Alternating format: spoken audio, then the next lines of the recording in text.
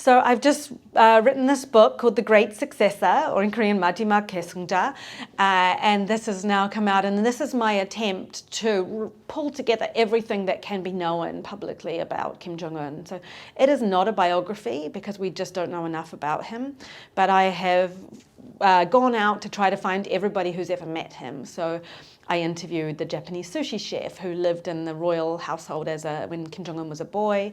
I found his aunt and uncle who were his guardians in Switzerland. I went to Switzerland where he had lived and went to his school and looked through the curriculum and things. I tried to piece together a portrait of how Kim Jong-un became the leader of North Korea and then how he has managed to remain the leader of North Korea. Yeah, it is such a challenge as a journalist because it's so hard to find out what the truth is. We can't ask questions of the regime. We can't trust what they tell us to be the truth. It's very difficult to meet and talk to people inside North Korea who are not, spouting the government line, who are not officials. So over the years, I've done a lot of my most fruitful reporting, I think, about North Korea from outside of North Korea. And I have been lucky in that I have been quite a few times for a foreign journalist. And I always do think it is good to go because even though, we're very closely guarded and what we see is just the showcase capital, sometimes even that can be really illuminating to be able to see changes over time. I remember one time when I went to the best hospital in Pyongyang, the Red Cross hospital, and it was winter and I was wearing this huge Gore-Tex jacket and I was inside the hospital and I was freezing cold. There's no electricity, no heating, and there's patients, ill patients sitting there in pajamas on the bed. So even that, seeing their best hospital tells us a lot about the state of the health system. There was an expectation that because Kim Jong-un had been to school in Switzerland during these very formative years between the ages of 12 and 16, that he would be more open-minded and more kind of liberal than his predecessors. Actually, I think the opposite is true because his experience in Switzerland was not really a positive one. He struggled with the language. He was kind of an outsider. He was just another ordinary kid trying to get by. He was not the special little princeling that he had grown up as.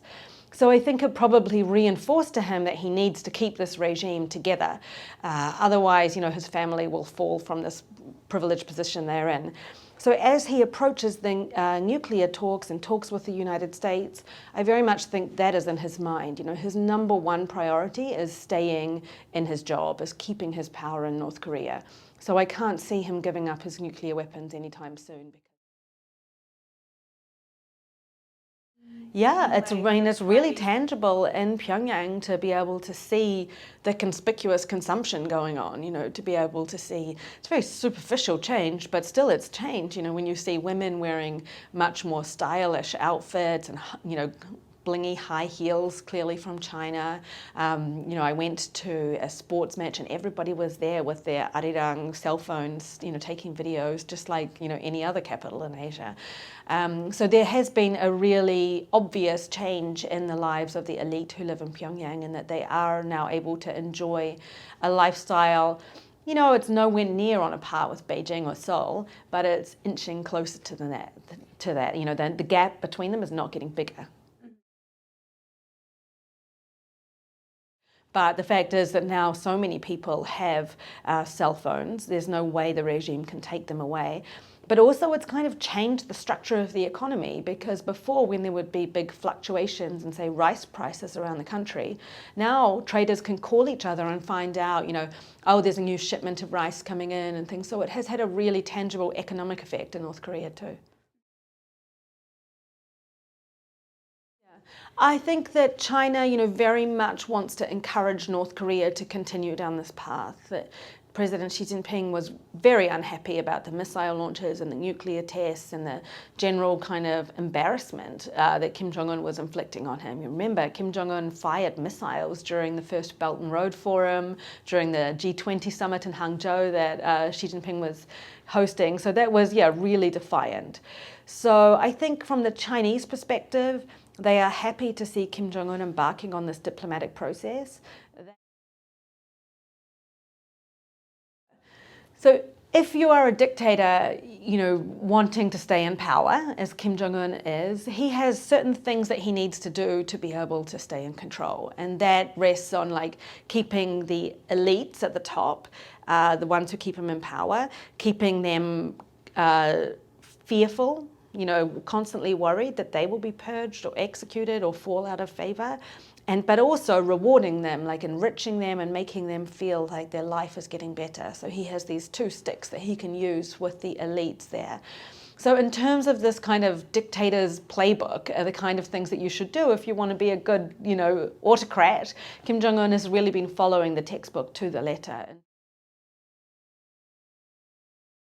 Remember, right at the beginning of his tenure, he got up there and he said North Koreans will never have to tighten their belts again. And I think that is where he's heading now. He wants to give people a sense that their lives are getting better under his leadership.